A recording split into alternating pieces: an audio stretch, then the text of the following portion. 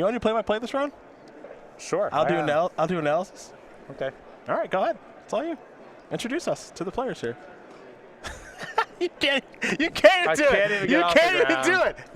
do it. Henry Scipio playing Living End. He's on your left. Eric Hawkins playing Affinity is on your right. Both these players 11-3. Potentially playing for top 8 here. Could be playing for 9th place depending on how some things do go. Scipio we watched earlier in the tournament. Truly destroyed Jim Davis, who was playing Just Guy Control. Horrible matchup for Jim in the first place, but Henry played the games very, very well. Eric Hawkins has been up and down for him with Affinity. Had some difficulty against Humans a couple of rounds ago. This matchup can be good, can be bad, depending on a few things. One of the most important things, however, is drawing Arcbound Ravager. Yeah, Arcbound Ravager allows you to kind of fade the Living End a little bit because you can sacrifice all of your artifact creatures and then get them all back. Yes. You still have to win the battle on the table at that point, but Living End is typically very good against creature decks, and Affinity has a little bit of play there. And these players going to take a look at their hands. They are happy, ready to roll. Makes you wonder if Hawkins knows what he's up against here, and vice versa. Here's a Springleaf Drum, because you find out right away what Scipio's up to. Probably now, as he sacrifices a fetch land, he'll probably cycle something. But if you don't know that you're against Living End, it definitely influences the type of hand you will keep as an Affinity player. Yeah, definitely a premium on Ravager. A lot of your hands that just put a bunch of creatures onto the battlefield don't cut it here.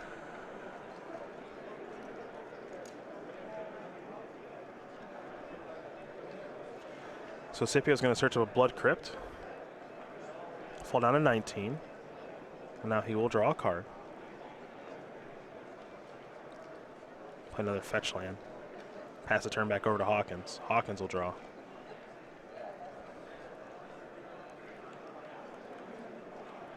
Play a Blinkmoth Nexus.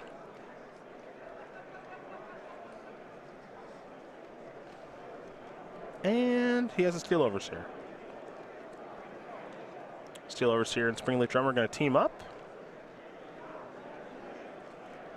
Looks like to play a Vault Scourge as Hawkins is going to fall down to 18. And we'll head back over to Scipio, who's going to sacrifice the fetch line yet again, fall down to at least 18, potentially lower than that. We got to see some cycling at some point, right? Yep. And I think a new addition to this deck that should help a lot in the Affinity matchup is the Archfiend Ifnir. Even if your opponent's in the spot where they have a Ravager and can mitigate a little bit of the damage done by a Living End, you have Archfiend and some leftovers in your hand, you can just wear them down that way. Affinity flush with very fragile creatures, and Archfiend's trigger should be very good here.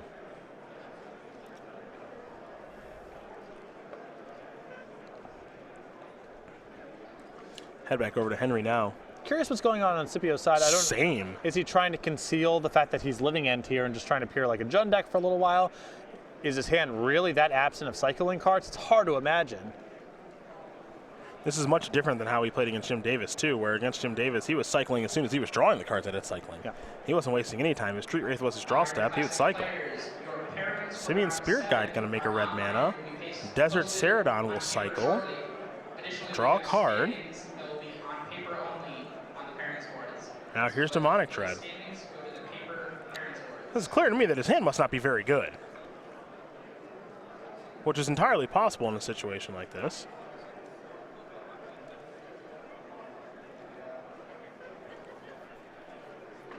And if I know Affinity as well as I think I do, I think it can beat a Desert Ceradon. But this isn't necessarily end of the road here from Scipio's perspective. As long as you can keep cycling, ideally you find something else to do. But then it gets a little bit more awkward once there's some stuff in Hawkins' graveyard and your Living Ends aren't just totally one-sided. Hawkins with a Mountain.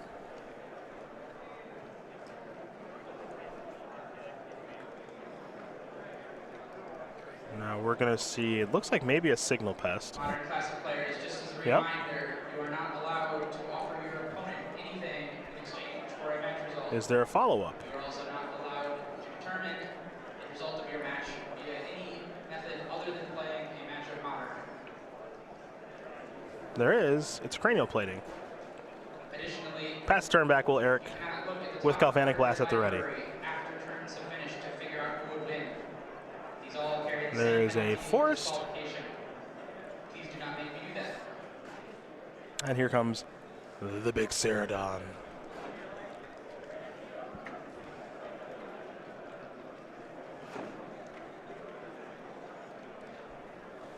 Hawkins with Galvanic Blast in hand, not looking to use it, just trying to save it, I think, for damage racing. Let me take a look at my friend Desert Ceradon real quick.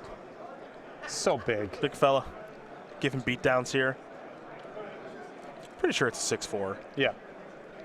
Not a 5'5". I just want to make sure. Plenty of these on my Magic Online account. 2 good deals.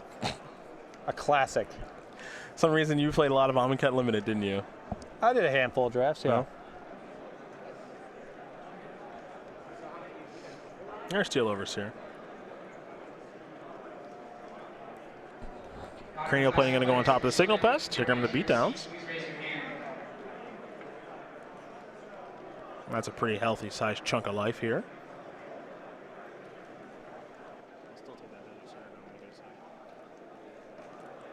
Boof. Look at that thing.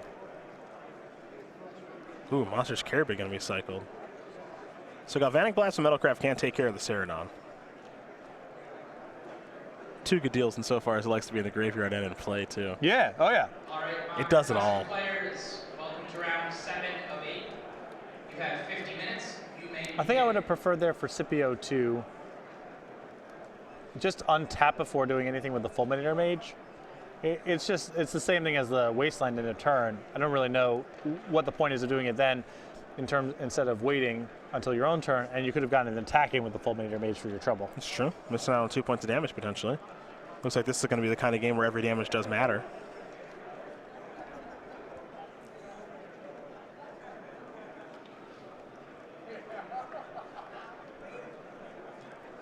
There's Sprinkler Drum for Hawkins.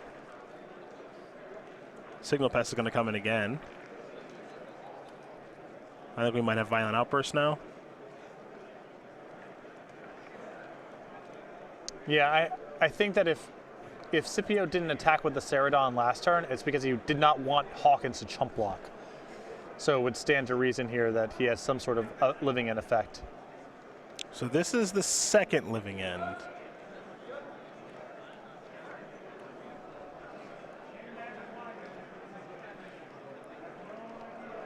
Assuming he has a second one in his deck somewhere. I have to believe that he does. He's playing 3 copies. Don't know if he's got one in his hand right now. So there's that. Hawkins will take a look at these cards that he's gone through. Pick up a little bit of information about Simian Spirit Guides, main deck copies of Beast Within, the main deck copy of Kerry Zev's Expertise, which is not a card you see all that much of. All that good stuff. And there's Archfiend of Ifnir, too, that Hawkins needs to be wary of. Not only for this game, but game number 2 and potentially game number 3. Mm-hmm.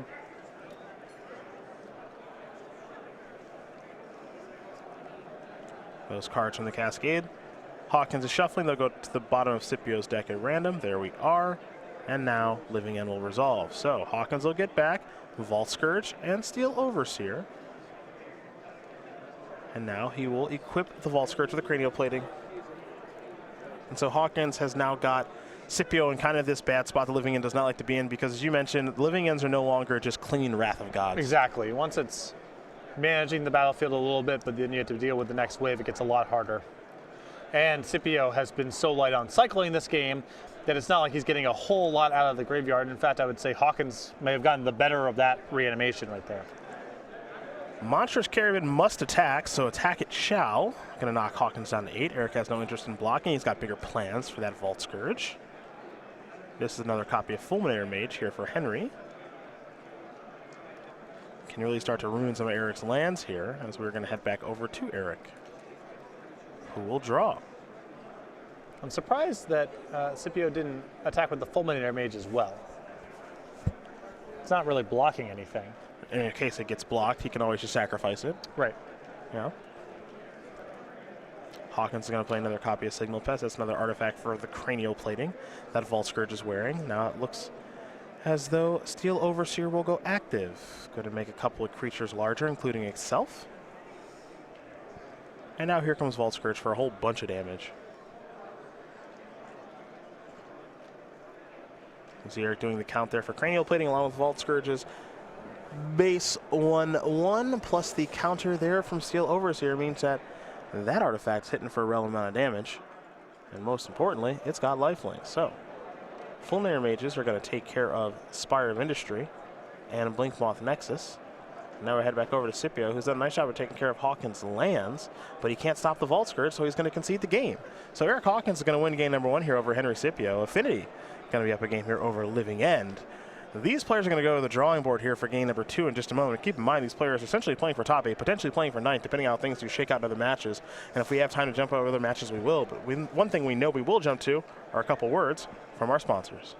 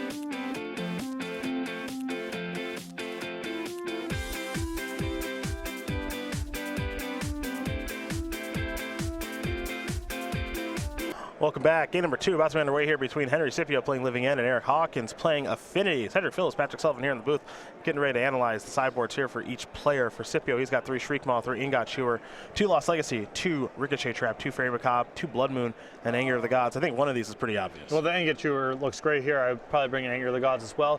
And I wouldn't mind the Blood Moons. Living End can be a bit soft in the air, and Affinity just generated a lot of value out of its lands. For Eric Hawkins, 2 Gear Power Through Grid, 2 Spell Pierce, 2 Etch Champion. 1-ofs here, an Ancient Grudge, Dispatch, Graph Trigger's Cage, Ceremonious Rejection, Spellskite, Relic Progenitus, Rule of Law, Thoughtseize, Wear Tear. Don't bring in that Graph Trigger's Cage, Eric. It doesn't work the way you think it does. Yeah, but the Relic of Progenitus should be effective here, so I would expect that to come in. I don't think anything else is above the line. I kind of like Spell Pierce a little bit. Maybe that's not good, though. I don't know. Yeah, it might be, you know, if you're so light on interaction, maybe that's where you have to go, but I think you might be able to generate a fast enough start where Living End must be cast, and you have the opportunity to Spell Pierce it. But Scipio also does have those copies of Simian Spirit Guide in his deck, too. So. Yeah. But this one's a no-brainer here in Relic Progenitus. Hawkins has it. It's important. Now, Scipio does have 3-minute copies of Ingot Chewer. As there's a fetch land. We'll see if he actually has one of those Ingot Chewers in his hand. Over to Hawkins, now we go. He's got a Blinkmoth Nexus to go along with that Inkmoth Nexus. And now for Eric, it's a copy of Steel Overseer. Scipio will sacrifice his fetch land. Maybe. He's going to start by cycling Monstrous Carabid. Now Eric would like to remove Monstrous Carabid. yeah, I'm a little surprised by this sequencing here from Scipio because I think ideally you would open on it by cracking your fetch land. So when Hawkins edicts your graveyard, as it were, with the relic, you have a land to get rid of instead of one of your creatures. Well, there goes the Carabid. The land will go into the graveyard now, and now here's a Blood Crypt for Henry.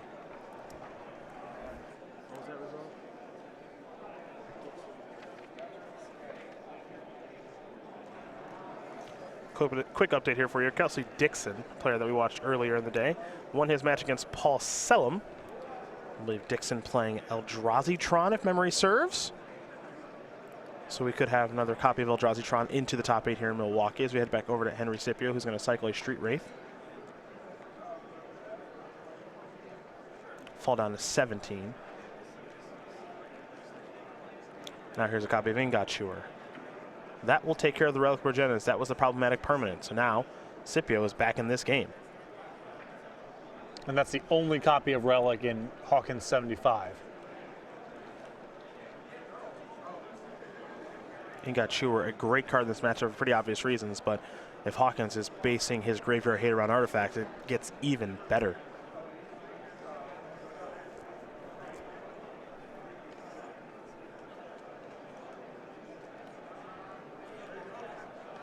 For Eric, it looks like he's going to lose some life to deploy a Vault Scourge.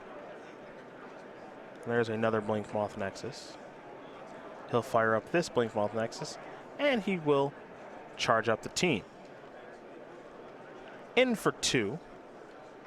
Gonna knock Scipio down to 15, and we will head back over to Henry. Henry's gonna cycle another copy of Monstrous Carabid and draw a card. And nothing else to cycle on Eric's end step, so he'll just untap and draw ahead to his 4th turn of the game. And there's another fetch there for Henry and Verdant Catacombs. We'll head back over to Eric Hawkins. And remember that Living End can do its thing at instant speed, so it's not necessarily safe here for Hawkins to dial up a bunch of creature land attacks here before combat.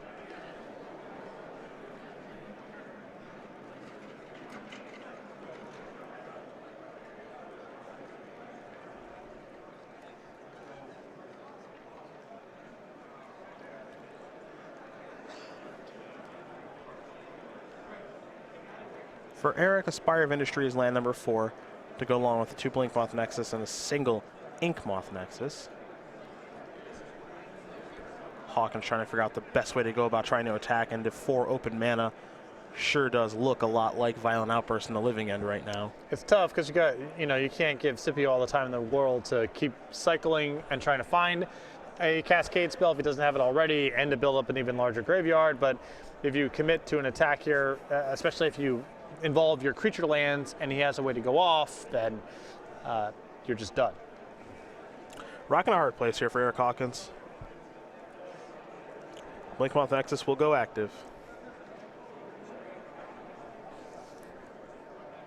Scipio will sacrifice that Verdant Catacombs.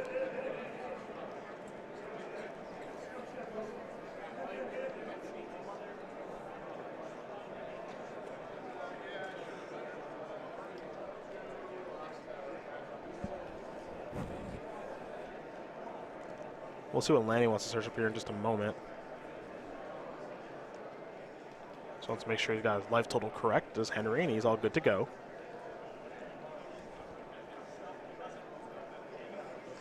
There's a forest, excuse me, not a swamp. Already has a swamp on the battlefield. A couple of basics here in his deck. 2 swamps, 1 forest. Just to give him enough to play through his own Blood Moon. Yep. And now he'll cycle another copy of Monstrous Carabid, draw a card. And now here's Violent Outburst. So we're going to find out here as the Cascade will take place if Eric actually has a Spell Pierce or not. Be a good time to have one. The Cascading will take place. Most of these cards won't matter as he works himself through some bigger creatures to the relevant sorcery there in Living End. Eric will check out exactly what Henry did go by with the Cascading. Among those cards, Fulminator Mage and Desert Ceradon. And Limited Superstar, Horror of the Broken Lands. It was just okay, actually. Overrated, yeah. Yeah, it's just okay. Big time overrated. And this is going to resolve. So, 2 copies of Monstrous Carabid, Street Wraith, and Ingot Chewer. A noble squad. They are back and ready to give some beatdowns. Eric's going to try to rebuild here. He'll start with a Cranial Plating. Now he has a Mox Opal, and he'll just pass the turn back. So not a lot here for Hawkins to do. Back to Scipio we go. If he's got a copy of Violent Outburst, the game does end right now. It's an attack for 4, 8, 9, 11, 12, 13, 14, plus 4. You don't have to cast a Living End off a Cascade. Not sure if he has that or not. But an attack for 14 is still pretty darn good. He'll play Violent Outburst. No Cascade and Living End. He sees the interaction. He's going to win the game. So Henry Scipio is going to win this game over Eric Hawkins. Going to tie things up between Living End and Affinity. And now it's all or nothing for Henry and Eric as they both go back to their drawing boards.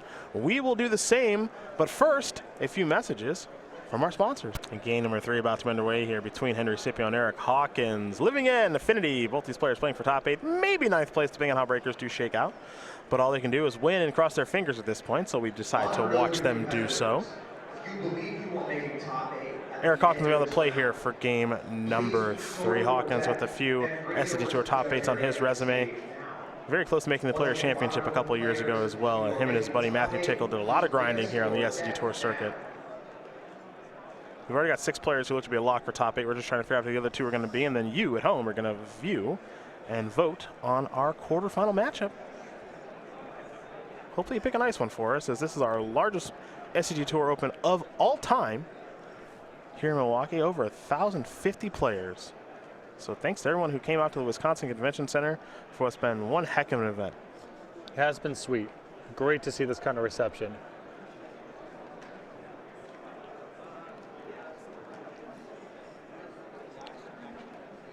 Bad news for both of these players that Kelsey Dixon won that match, as they were the opponent that round was well behind in the standings against these two. Would have been an opportunity to leapfrog, but as it stands, makes it more likely that this match is determining who comes in 9th rather than 8th. But we'll know when we know.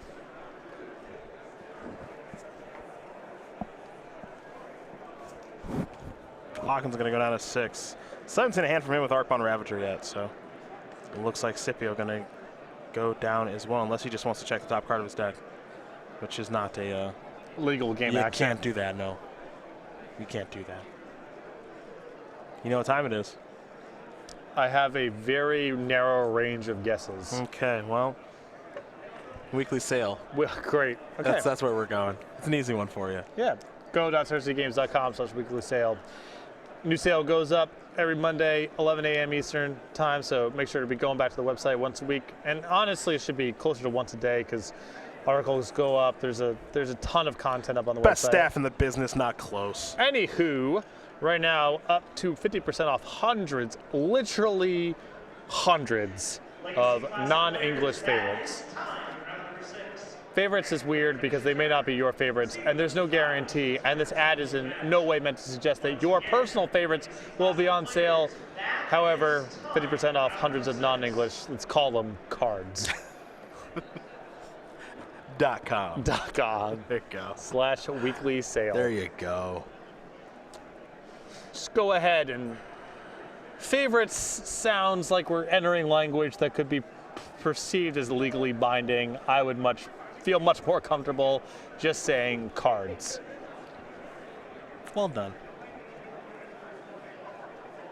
Nobody does it like you with the ads, man. Yeah. Nobody does it like you. Yep. People just running to go buy cards now. Yeah. Well, it's a tough, it's a challenge, because I do believe advertising to be fundamentally unethical. So I'm trying to split the difference here of informing people about what is available on the website or other products we create and publications and such, without veering into what I consider to be unethical territory. Well, we got another one right now. Okay. You ready for this? I got this one. Do you like Pauper? Do you like Brawl? I don't know yet. Well, guess what? Oh, this is rhetorical. Yes. Okay, go ahead. At the SCG Tour, we will have Pauper challenges for you Pauper fans out there, and Brawl on Demand events. Make sure to check out each SCG Tour event so you can figure out exactly time and place for Pauper challenges and Brawl on Demand events. Patrick, do you like Pauper? Yes. Do you like Brawl? For sure. I'm excited about Brawl. Should be. It's going to be awesome. But I don't know enough yet to say. Oh, this is rhetorical? No, you like them both. Trust me. Well, it's confusing. Do you like X? It's not clear sometimes when you're speaking to the viewers at large or to me. Maybe I will say you do like Brawl, you do like Pauper. I don't have enough experience with Pauper just I have yet. decided for you. Uh-oh. It's a quick start with a Mox Opal, Dark Soul Citadel, Signal Pass. Give me something else. Give me one more permanent, Eric. Ugh. Just exploding out of the gates with literally 0 power on the battlefield. Sure, it's going to bring Henry down to 18. He'll play a Copperline Gorge. What else we got? Nothing. Back to Hawkins we go. Hawkins, I think, has an Arcbound Ravager. It's the star of the show in this matchup. Hawkins' draw, though, a little bit on the slow side. You kidding me? 0 power on T1? 1 power on the battlefield on There's a turn 2. Blink Moth Nexus? 2 power on the battlefield. He's got a real humdinger of a draw, you ask me. And I don't get to say humdinger much. I would attack with Signal Pest, by the way. Eric thinking about eating that Mox. Gonna hold steady. Desert Ceradon right where it belongs. Cycling, getting the player a new card.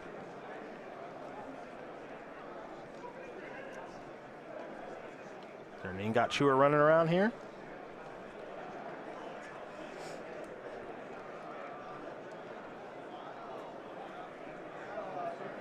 See if Scipio can navigate around Arcbound Ravager. It's the hardest card for Living End to beat from Affinity.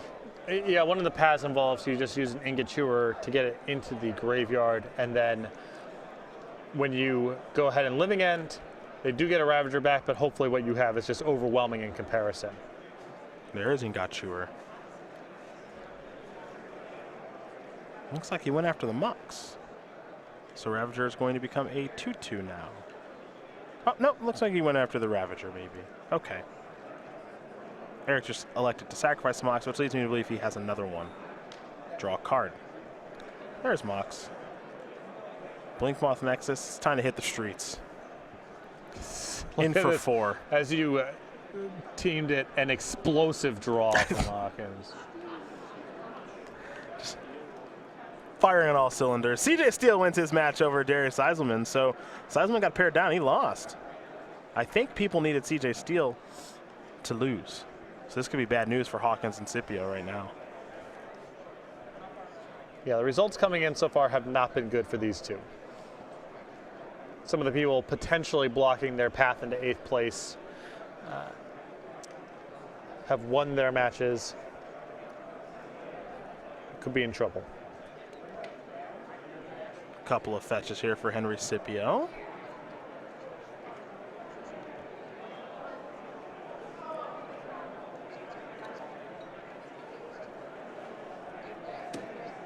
See what's up next for our Living End player. There could be more cycling to be done, or there could be more Living Ending to be done. Perhaps a Blood Moon. Oof. Hawkins. Bang. Galvanic Blast you for 4. You're at 8. All right, Eric's going to untap. It's not pretty, but he's trying to get it done.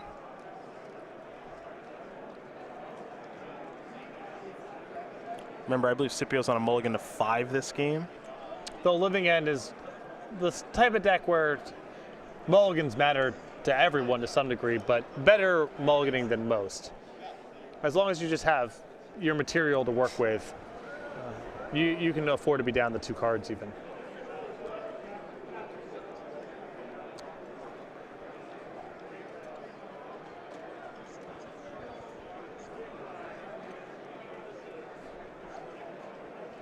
All right, just Signal Pest, no Blink Moth Nexus, in for 2.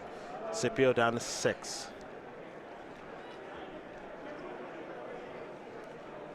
There's a Vault Scourge. Pass turn back.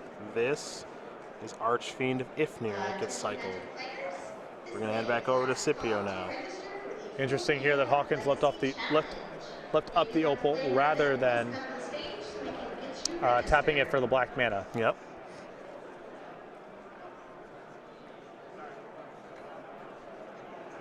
Another copy of Blink Moth Nexus. Hawkins gonna come in here for 4.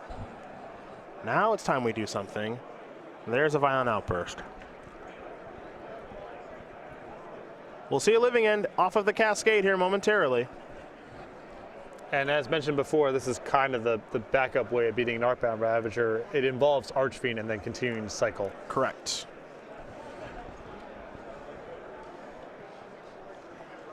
So living end is going to resolve. It appears. I don't think that Eric has a spell pierce. If he did, I think his turn would be a little bit different.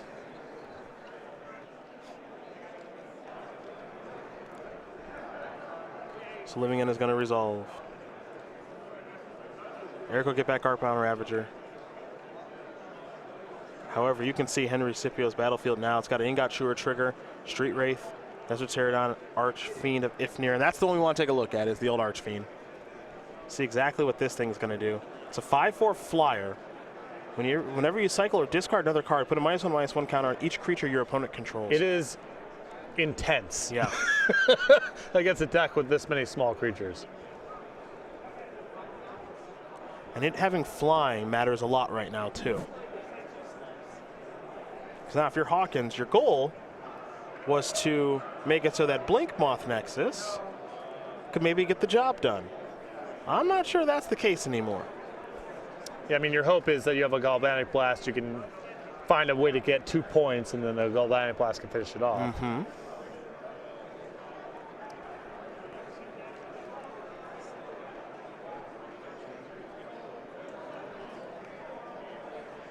I mean, again, I just don't know if that's going to be the case. I guess you could try to couple together back-to-back Galvanic Blast too. This all assumes the last card in Hawkins' hand is Galvanic Blast, which I believe is the case based on the awkward Vault Scourge play from a few turns ago. Fulminator Mage going to go after that Blink Moth Nexus right away.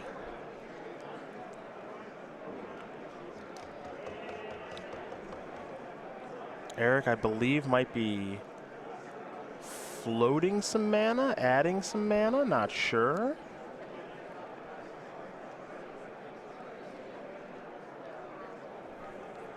Eric wants to see if he's dead or not. So it's an attack for 6 and 5 and 11. 11 and 6 is 17. So it looks I like think it's a point short. It looks like Scipio's going to be a point short from lethal. Eric will play Galblast.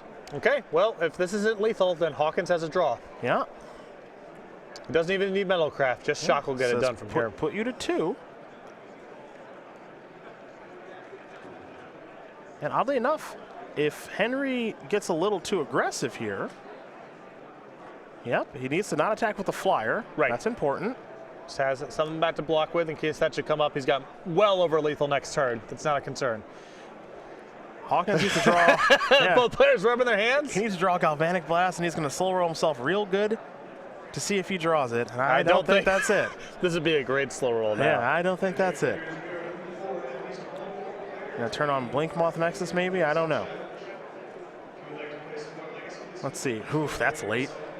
Redraw. Yeah, he's gonna add red mana with this, and then use a colorless to cycle. Yep. Okay. Well, Gotta rub them together a second time. You gotta slow roll yourself again. That's for darn sure. Come on, baby. Spire of Industry. Not gonna do it. Henry Scipio gonna win this match here over Eric Hawkins. 2-1. Living End gonna take care of Affinity, and for Henry, he gets a little lucky there.